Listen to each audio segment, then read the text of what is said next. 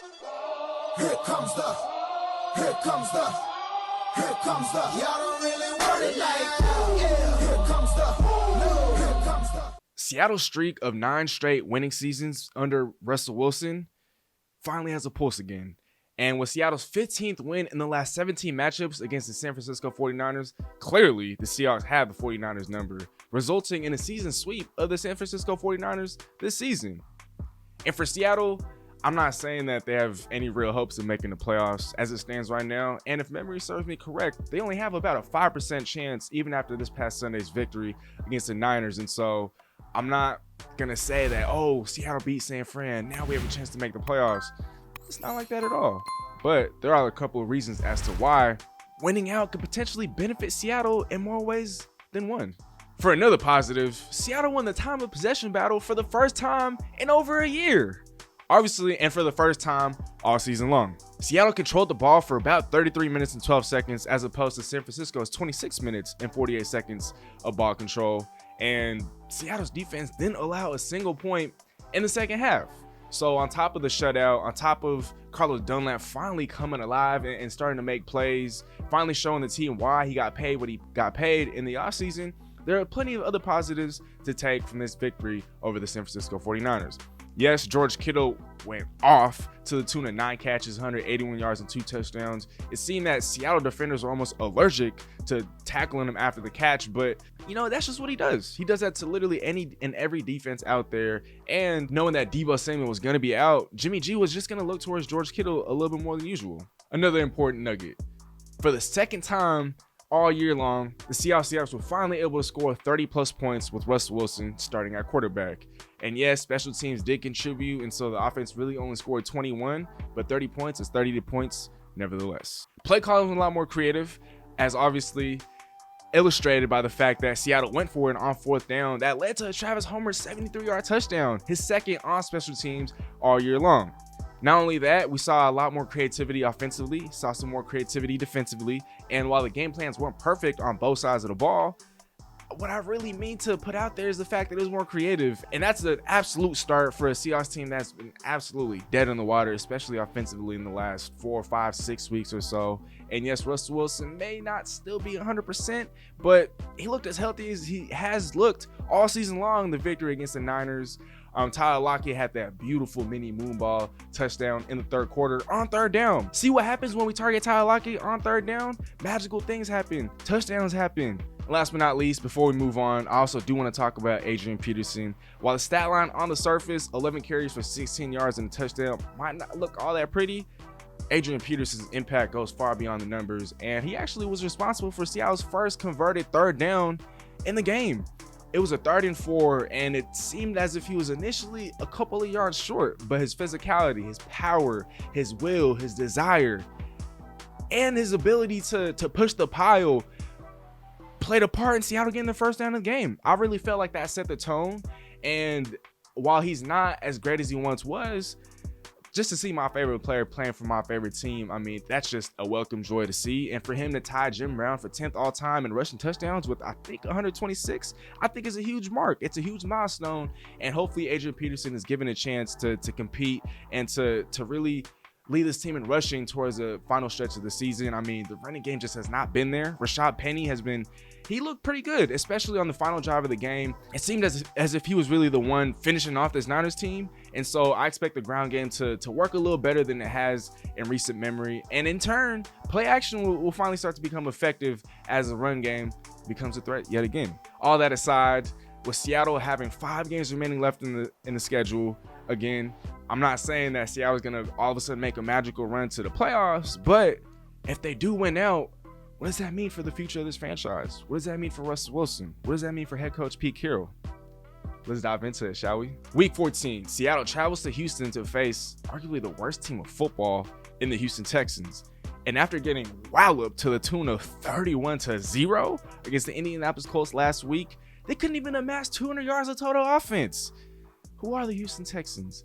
Does the team that got a win in week 1, does that at all resemble the team that we see now?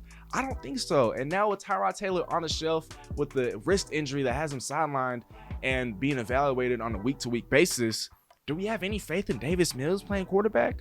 Now, I know the NFL is all about parity, and I'm not saying that any given Sunday will be an easy matchup for any given football team, but I don't think it gets any easier than the Houston Texans for the Seattle Seahawks. If there's a game that Seattle has to make an absolute statement to the rest of the league to let them know that they're kind of back, it has to be against the Houston Texans. Remember what we saw against the Jacksonville Jaguars in Week 8?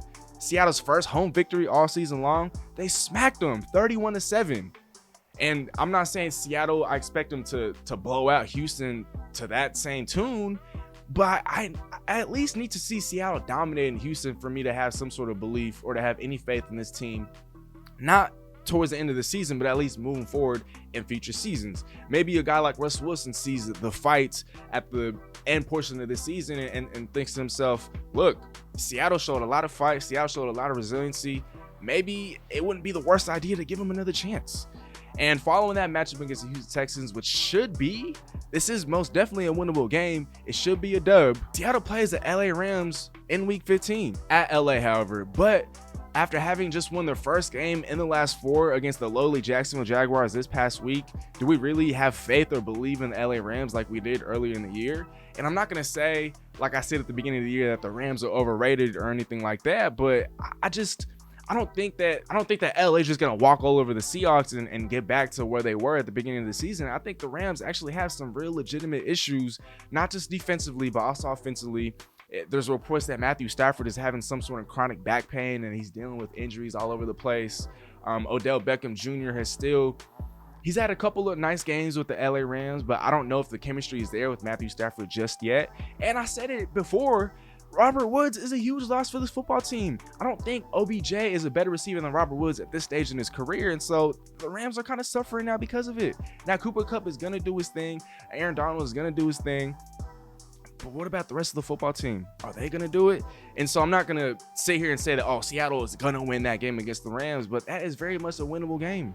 After that, home against the Chicago Bears. Don't get me started with the Chicago Bears. Seattle might have the same record as the Chicago Bears right now, but the Chicago Bears, even as depleted as Seattle is in the talent department, let's not get them confused with the Chicago Bears, because the Chicago Bears are lucky to even be tied with the Seahawks right now without a Khalil Mack, without some of their key players. We don't know if Justin Fields is going to play. Allen Robinson has not been himself. David Montgomery is a lone bright spot on that offense. Darnell Mooney's actually been stepping it up. I have no faith whatsoever in Matt Nagy or the rest of that Chicago Bears team. Like I said with the Texans, that should be a dub. It's most definitely a winnable game, though Seattle does at times play down to the opponents with the season hanging in the balance and still with an opportunity to finish the season above 500 or with the regular season record above 500.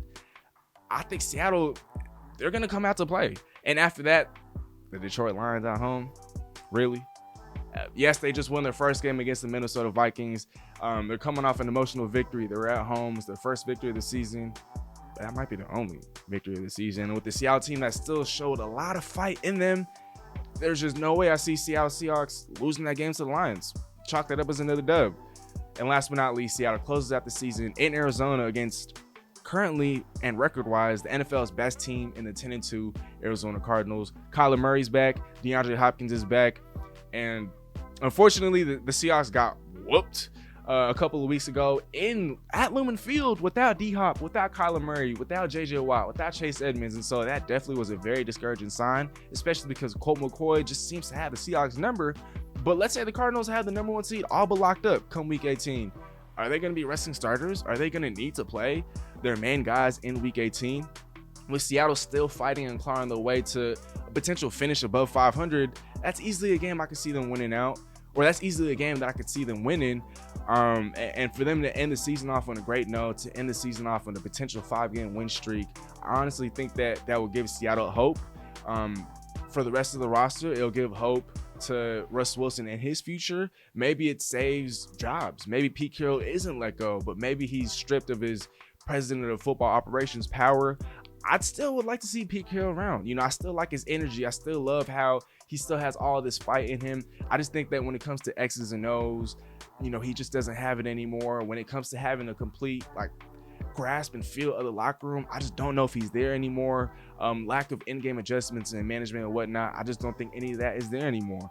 But if he's to really give more control to his offensive and defensive coordinators, if he's to really just focus on being the head coach of this football team, as opposed to being the head coach and the GM/president of football operations, maybe we could see Pete reap benefits. But if it comes down to rest of Pete still come the off season, obviously you guys know where I'm leaning.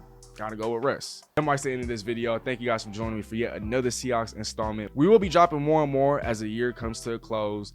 And I would just like to take this time to say that, look, we're about 80 subscribers away from hitting 3,000, and our goal is to hit 3,000 by the end of this year. So to all the subscribers out there, to everybody that isn't yet subscribed, if you could please show some love, help us reach our goal of 3K, if not more than 3K by the end of this year.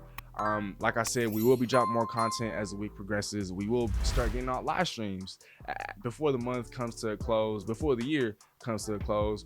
And last but not least, as the season is also wrapping up, don't forget, BetUS is your source for all things in sports betting. Use our promo code down below. The link will be down below in the description. Use the promo code in all caps, STEEZY, STEEZY, to get a 125% sign-up bonus on your first deposit on up to $2,500 starting today.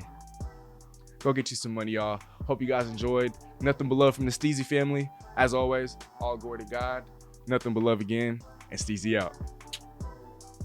Again, this video is going to be dedicated to Mr. Todd Nas. While that concludes this video, we have loads of other content. You don't have to stop watching there. Other content on our channel homepage, as well as our social media platforms. And again, don't forget to hit that subscribe button for us. Tell a friend to tell a friend. Nothing but love, and Steezy out.